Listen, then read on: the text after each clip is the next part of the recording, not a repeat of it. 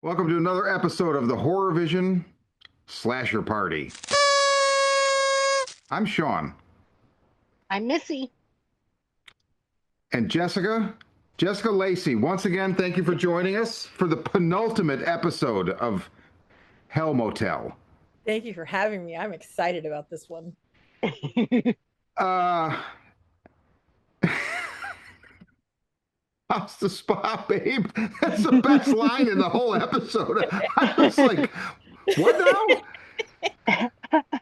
We'll get to it. We'll get to it. So, first of all, Jessica, we're inching closer to September 9th when the pre-orders for Tastes Like Candy, Jessica's version, Yes.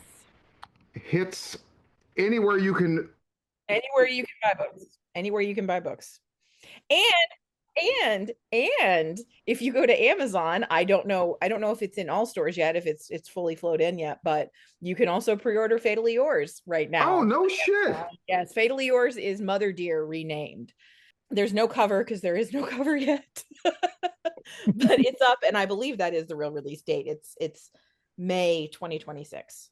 Oh, So, wow. That's cool. You can pre-order Taste Like Candy, or you can pre-order Fatally Yours. Well, shit, pre-order both. There you go. Yeah, they're both good.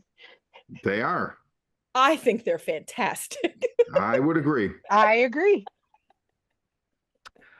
I would also say that Hell Motel Episode 7, Cat and Mouse, is fantastic. I would say it has one of the best endings to anything I've seen all year.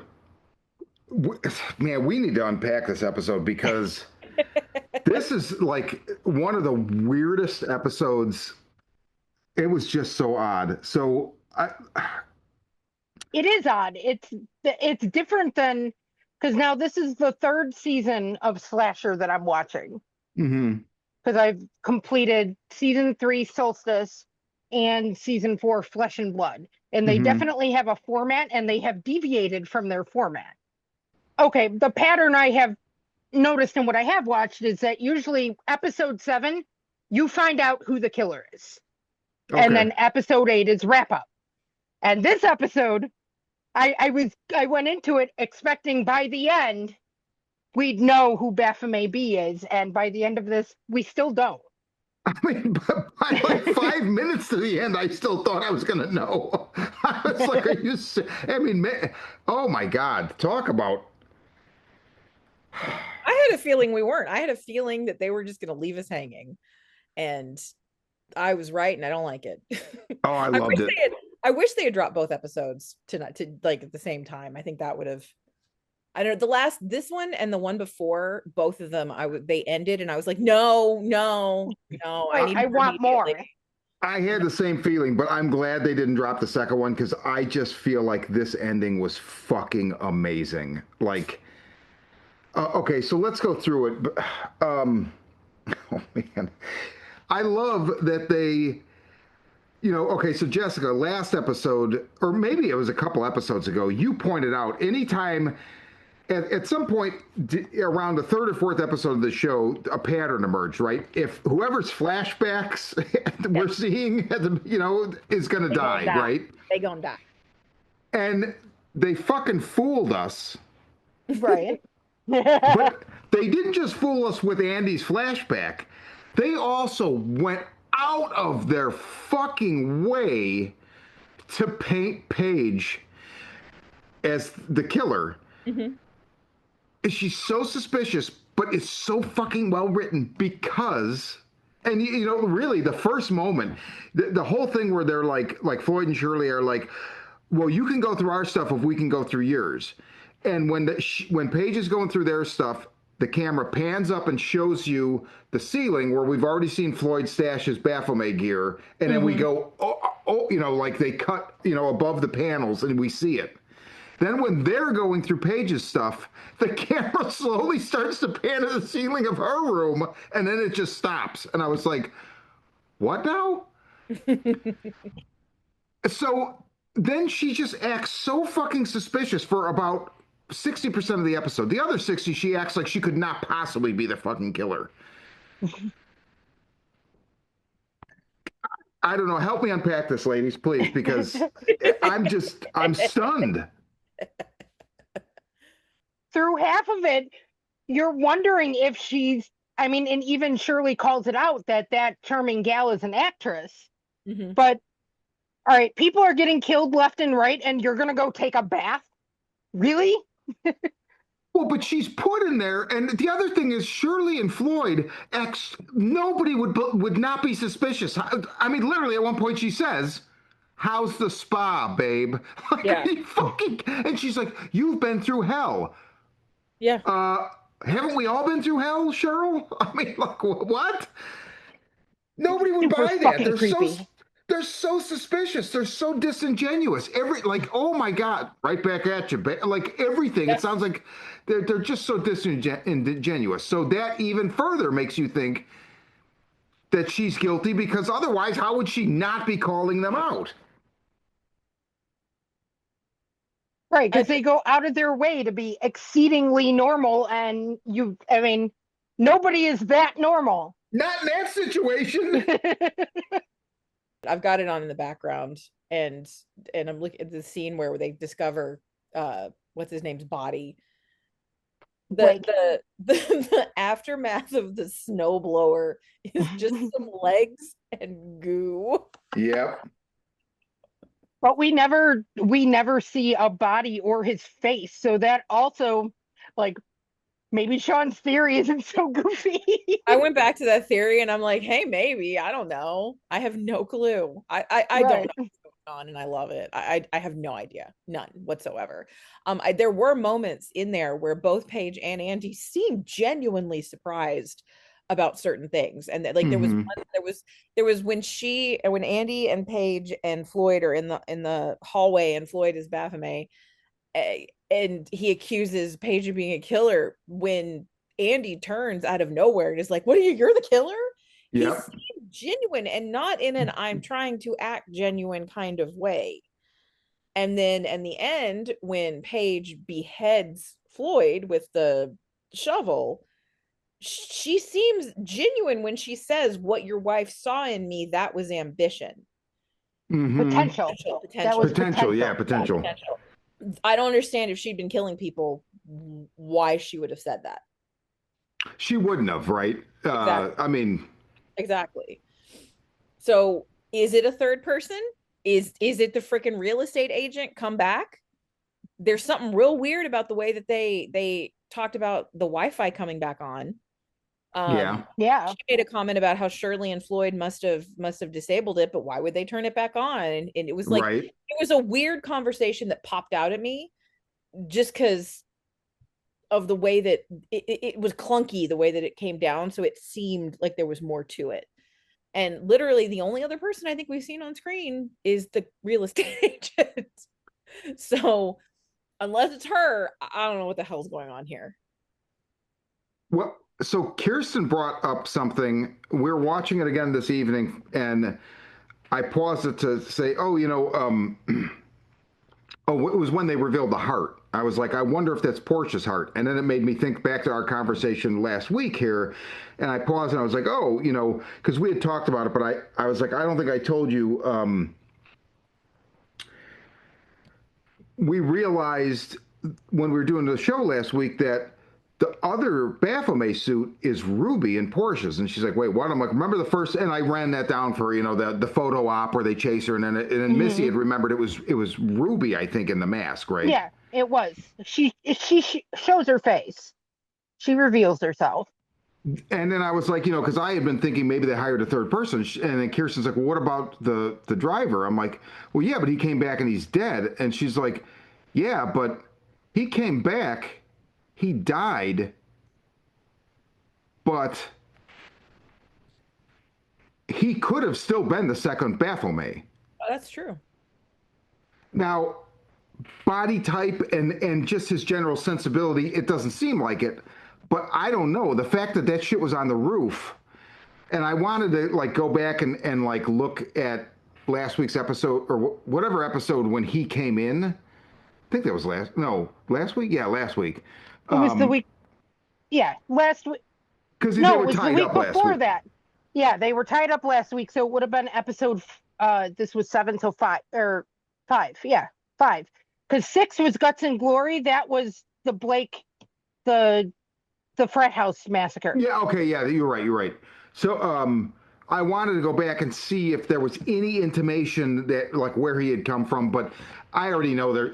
I remember they had that, like, slasher perspective, at the very beginning, and then it was him. But you had the slasher perspective again when the cop at the end is like, "Are you sure it was just them?"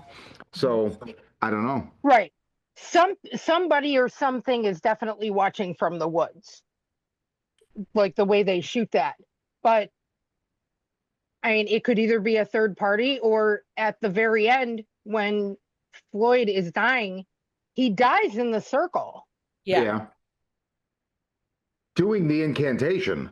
Right. And he would have been the 9th person. So maybe it's out. Like Baphomet or some kind of demon could be watching them from the woods, or it could be a third party perspective, either somebody that, like the real estate agent or somebody that they're going to pull from the beginning. Or, I mean, again, I feel like your Blake theory is a lot more plausible because we didn't see his body. We didn't see his face. There are lots of dead people. They could make legs That's true. look like they were wearing his, part of his clothing. And Shirley specifically calls out, "Oh, well, now we know for sure Blake's not the killer." And I'm thinking, and as soon as she said it, I'm like, yeah, we know that he may actually be the killer now. Yeah. Because they're calling it out. And, and he didn't die. The other deaths were poetic, and he got killed with a snowblower, which was rad, but like, it's not the same as Portia getting her heart ripped out after being told she didn't have one. There's such an unreliability right now to the show as a narrator. I feel like this whole episode it had the air of like the final episode, the final 10 minutes of the last Sopranos episode, where I'm like, what is everybody fucking on nitrous? Like, what is happening? There's an entire season of the show Community that they refer to as the gas leak season. That's pretty funny. Oh, shout out to the 3 friends that have been trying to get me to watch that for literally like 20 years. It's fun. It is. No, I know. I just have never. And then there's always the possibility that Andy and Paige are both killers and we're not working together and have no idea that the other one is also a killer. That would be. Yeah, that would be cool. That would actually be kind of amazing and would make sense because, like, I feel like they went out of their way to make sure that everybody looked extra guilty in this episode. Oh, yeah. And, I mean, Andy finds the heart in the ceiling in Paige's room, which makes her look guilty, but, I mean, that could have been planted there. Or maybe she did put a heart in the ceiling, but if Paige orchestrated all of this, I refuse to believe she's stupid enough to put the heart in the ceiling above her own room, unwrapped, right, so that it can drool blood through. Yeah. Yeah, it's so well written because all of her. There's moments where she seems so guilty by what she's saying, like when the cops are like, and it was just them, and she's like, just them, they killed everybody. Or there's multiple moments. That's the last one. But throughout the episode, there's multiple things she says. But if you look at it from because here's the other thing that Kirsten pointed out, and this actually makes Andy look guilty. Andy knows there's 2 Baphomets. Paige does not.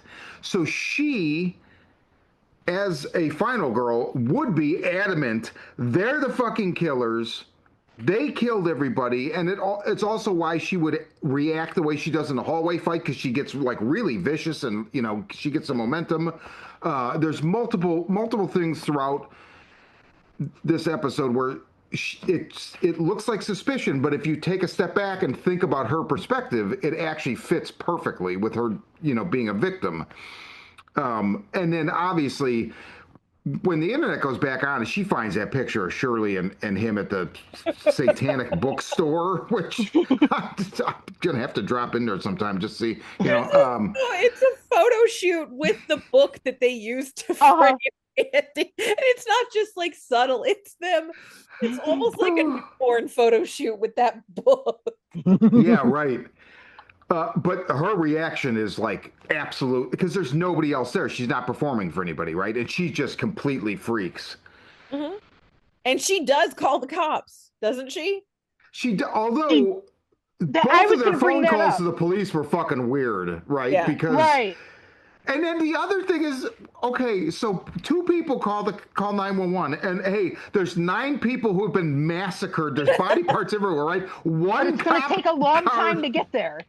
One truck shows up and 2 cops get out and walk up to him and pull out a notebook. Okay, so what happened? You would think there'd be like a squad with their guns drawn. Well, and if they're calling the cops saying all these people got murdered and the cops are telling them it's going to take a long time to get out there, they both said that. And the weird thing is, though, all right, Paige calls and we hear the 911 operator pick up, but we never hear what's said beyond that. Just that she called and got through. And then she tells Andy that I called the cops, they're on their way, it's going to take a long time. Then later on, he comes back and says he called the cops and it's going to take a long time too. And this was after there was a time span in which all the shit happened with Floyd. And then they were able to go to bed and get like a solid night's sleep. So did one of them not call the cops or what the fuck? I really wondered did both of you think, like, I wondered when they woke up if they were both going to realize that neither one called the police. Like, she hung up, like, because you're right, we heard 911 operator, but then that's it. Yeah, we don't know what happened, and they don't want us to know what happened, why we didn't see either of those conversations. They want us to think that Andy's was like a follow-up phone call, so he can be like, my friend just called, you said it was going to be a while, is it still going to be a while, we were massacred. Like, yeah, I think that's what the show wants us to think. The fact that we didn't see those calls, it just throws everything into question. And just the fact that they have the 911, the operator answer, and then it cuts to something else. It's just so odd. It's like an ellipse, it's like ... but I don't know. And then Andy doesn't really react. Like, his reaction at the end isn't, it's just, you would think that he would be more like, yeah, there were murderers. Like, Paige was all hyped up. You'd think he'd be the same. Yeah. But he's not. He's very like, he also looked, when Paige kills Floyd, like, he looked fucking horrified by how violent she got. Like, he looked horrified and scared. Yeah. But is that because he's the other killer and he knows that Paige can do that to him? Yeah, maybe. I like that theory. I don't think they gave us enough of his backstory, and I think it's on purpose. Well, it was literally just to fool us into thinking he was going to be the guy that died this episode. Yeah. I mean, that's because it was one segment. Every other one has been multiple. One segment. Also, is it possible? It just occurred to me. So his whole thesis, which gets rejected, that has to destroy a motherfucker right there. Like, and then that dude went out of his way to be like, you might find work at a lower tier school, but God damn. But so his whole thing, he's talking about, violent movies and horror movies and blah, blah, blah.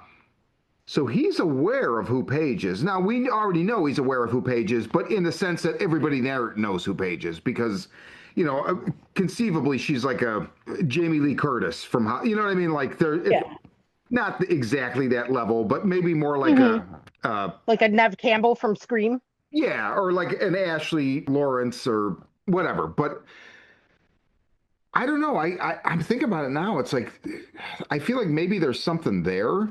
Well, and also when Paige is looking at the shit on the phone, before she looks up true or looks up the book, she looks up Andy, and you can see all the papers he wrote, and they're and I paused it because I needed to see what they were, and it was like it's all serial killer shit. The evolution of the serial killer, historical perspectives, and modern trends.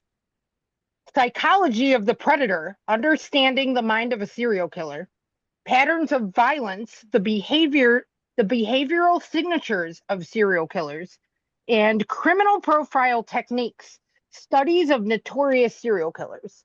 Those are all his papers that were published in like magazines or whatever. And we've gotten nothing on why this is a topic for him, have we? Yeah, good point. Why yeah, no, we haven't. It lends credence to the online theory that his mother was Caitlyn from her first marriage. And that he's doing this to avenge his mother. A lot of people think that Caitlyn had a child, and then that's what's happening here is something involving the kid many, many years later. I've heard theories Paige is the kid. I've heard theories he's the kid. Did they ever say in the show that she had one? No, I don't think so. I think people just imagine that. But if his mom was murdered by serial killers, that might have sparked an interest. And I was going to say he's an academic. He'd be the one to be able to do all of the research into these people. However, Paige was sleuthing on the internet and found some pretty interesting stuff really quickly. So she also knows how to do research. Every time I come up with one for the other, it just cancels each other out. Which is based on the ending is 100%. They played it exactly the way, like that's what they want, and it worked perfectly. Mm-hmm. But they've got me thinking Paige is the killer, and I just think that that's what they want me to think, not necessarily. Exactly. Mm-hmm. Oh, they went out of their way to make both Paige and Andy look extra guilty in this episode. So that you'd be like, yeah, I think it's Paige. No, I still think it's Andy. No, I think it's Paige again. Like that was on purpose for sure. Yeah, they really doubled down on Paige. I feel like oh man. And then to kill both Shirley and Floyd. And let's talk about the wonderful, design aesthetic that Shirley and Floyd employed in rehabbing the basement of this place. Like just kind of a, like a town and country feel, but with blood and guts. And dismembered limbs to make the circle. Circle of gore. Yes. Oh, is it Crow's head? Yeah, it's Crow's head. Crow's head looks so good. It's either Crow or it's the cook. I thought it was the cook, actually. Oh, it might be. Okay, I was thinking Crow because we know his head was on a post earlier in an episode earlier. But I mean, at this point, obviously they're cutting motherfuckers up, right? So it's one of them. It's one of those two, but I couldn't tell for sure which one it was supposed to be. There's something very The Shining about the shots of Paige in the bathtub. Oh yeah, big time. Especially that shot where she's sitting outside the bathtub after she. Which I'm just like, why the fuck are you sitting there, bitch? Right. Like seriously, that's the last place I'd be sitting. Waiting for her to, pop back out and try to kill you again. It was a good fight, though. You were in fucking horror movies. You were the final girl. You should know better. Dude, and the painting in the bathroom, Kirsten pointed it out. She's like, back it up. Look at this painting. The painting in the bathroom during the fight. It's, okay, Shirley throws the bar of soap, which is great, hits Paige in the head. Then she throws something glass, and Paige, bats it out of the way, and it breaks against the wall. And when Paige moves forward, you see this painting, and it's of a naked woman stepping out of a bathtub with a look of shock on her face. It's just so random. I know the scene. I didn't notice the painting. Oh, my God. Oh. To me, the head looks like the chef. Okay. That looks like Will from Will Grace. It looks like Will to me. So I'm assuming it's him. Well, there's something for a charity auction as the severed head of Will from Will and Grace. They don't even have to say it's from this show. They'll just be like, "Oh, it's an episode of Will and Grace that never aired." That'd have been a great episode. Um, oh, I just love the final shot so fucking much. I was like so confused the first time I watched this episode. Even the second time, I mean, I had a better grasp on it because I knew what was coming, but I was just like, what the fuck? It's such a weird vibe on purpose, you know. But that last shot, fuck, that was a cherry on the Sunday, man. Oh yeah, the costume on the roof just again that makes me think that your Blake theory is actually It could be. So I didn't want to come out and say I quadrupled down this value. time because I feel like I just feel like people are like, oh, this fucking guy again, give it up. But it's I'm still not convinced it's not Blake, you know. But I don't know, something about this, it makes me think we're just not gonna we're not gonna be able to guess, and I'm also wondering if we're not gonna know. Although That's since we end this episode not knowing, it would kind of be pointless to end the next episode not knowing as well, right? Because something has to happen. I don't know. My only thought is that when we watched the very first episode, I remember you saying something about them, how they revealed Shirley and Floyd as the killers, and I said, well, maybe that means that they're telling us right off the bat it's not really a whodunit, it's going to be something else. If they don't give us an actual answer in the 8th episode, I feel like they're just going to go off the rails and it's really going to be something else. But we don't know until we get the whole picture. Who wants to put money on there being a time jump? I would think so. That was my. I think that we're going to see that Paige is going to get a new movie out of this. I would be shocked. I was waiting for you to say that because I think that occurred to me based on what you said in one of the previous episodes about like her orchestrating get a movie deal. That's where I think that's a pretty good possibility. Even if she's not the killer, I think that would be enough. Because if you just imagine real life, I could absolutely see if I don't know who's a fallen final girl. Meredith Baxter Burney. Sure, let's go with that weird one. Meredith Baxter Burney is caught in some sort of like murder hotel. I could see them putting her in the movie if they make a movie about it. Meredith Baxter Burney, did she ever do horror? I don't know. I mean, isn't that the mom from like one of those stupid sitcoms, like Growing Pains or something? Family Ties. Okay. Anyway, let's pretend like Neve Campbell was disgraced. Okay. There you go. That's a much better example. Thank you. Neve Campbell was disgraced and everybody hated her and nobody wanted to work with her and she was just trash. And then somebody attacked her in a ghost face mask. In this day and age, I can absolutely see Neve Campbell getting her own new nightmare style Scream movie. So to me, it just makes sense that there would be a time skip and that would be part of it. Yeah. That's definitely what I'm thinking. We also don't know how long that's been up on the roof. It didn't look wet and it rained most of that weekend. Oh, good point. I mean, there was blood on it, on the knife. It was very obviously placed so we would be able to see every like it was very specifically like here's the mask and then the knife is on its like it's what is it called, the blade of the knife is like facing us. It's not, if you were just randomly throwing it, it would land, you know, just normally. This was placed so we could see the blood, placed so we could see. Yes. Also, I'm pretty sure no matter what, no matter how crazy I don't give a fuck of a killer you are, you're not going to, like, I feel like you'd put the knife down first and put the clothes on top of it. Yeah, I would agree with that. I mean, for no other reason, like you don't want, like, bird shit on your knife. Yeah. But it had to be put there recently because it wasn't wet and the blood was still on the knife. And it was raining, it was storming all weekend. Who climbed up onto the fucking roof? Okay, is there a window by that roof? There are no windows on the roof. Okay, no windows. Okay. Yeah, it's just like a concrete block thing, post, like a post or something like that everything is leaning up against. It doesn't look like there's very easy access to that spot. I think it's the realtor. I'm going with the realtor. Something about driving up costs. They're going to have to do a lot of work on that character in a short period of time to make me not kind of wrinkle my nose at that because Yeah, that, same. you know what I Because I mean? It don't would even just, remember this it'll realtor. be here's the comparison. One of no matter how much I love the first season of True Detective, Hmm.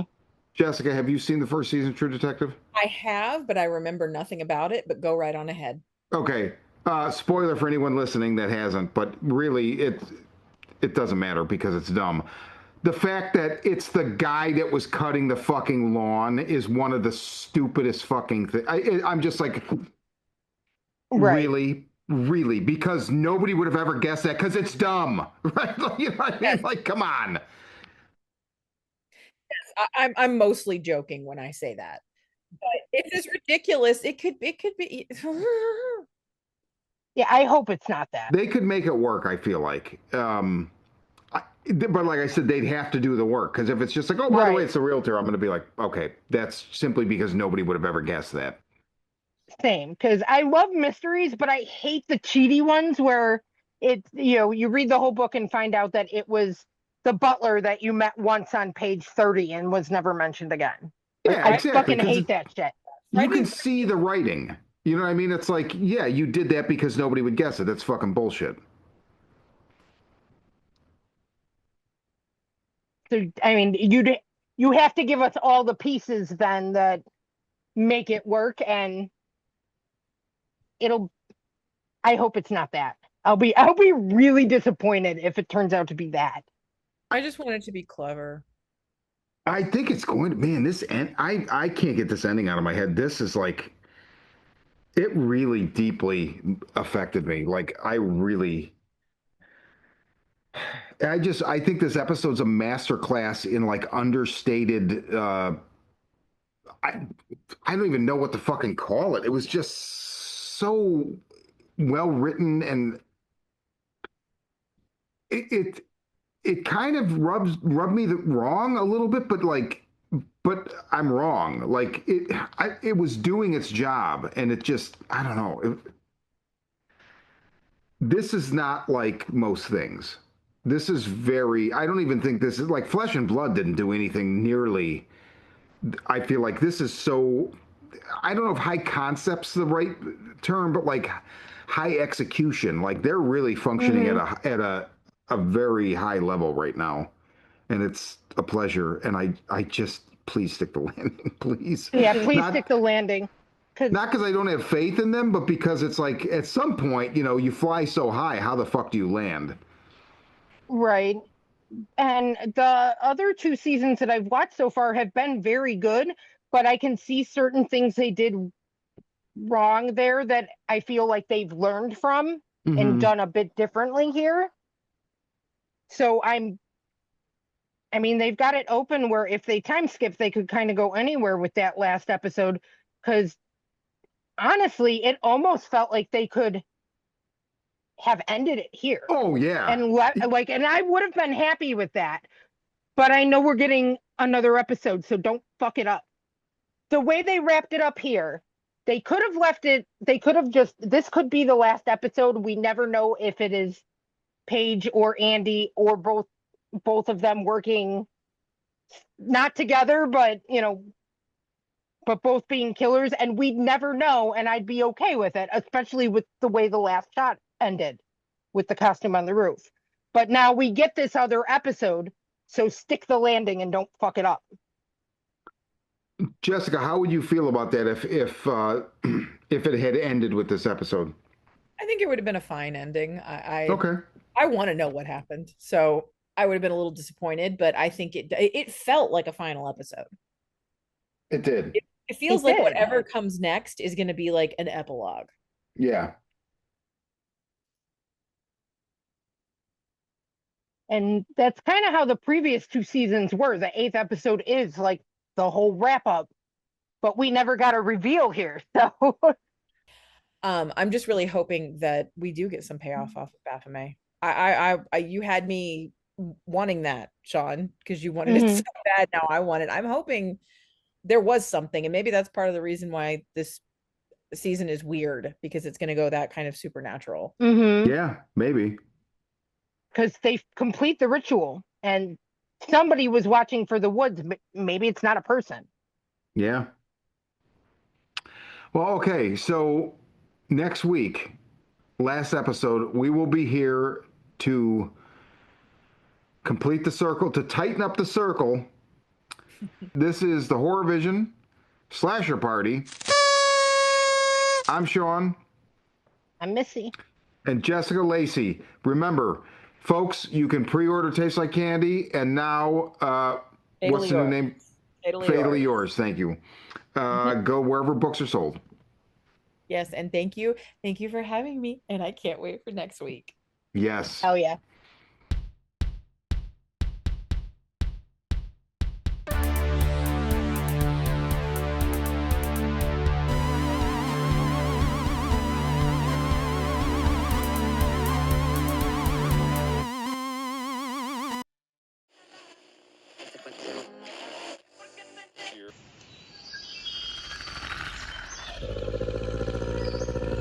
Hapless teenagers beset by demons in the woods.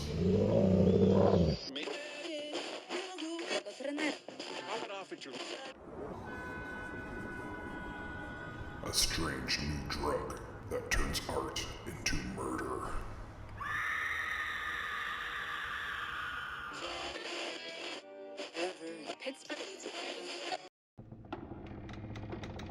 A can't beat a deal on a new house with a horrifying past.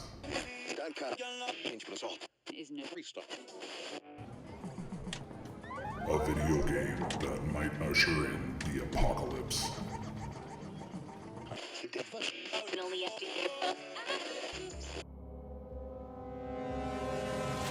From the demented mind of Sean C. Baker, author of A Collection of Desires, Shadow Play, and Murder Virus, comes Volume 4, collecting Baker's no sleep work along with several never-before-published short stories. This 99-cent volume also includes the opening chapter of the author's forthcoming teenage giallo novel, Black Gloves and Broken Hearts, due out later this year.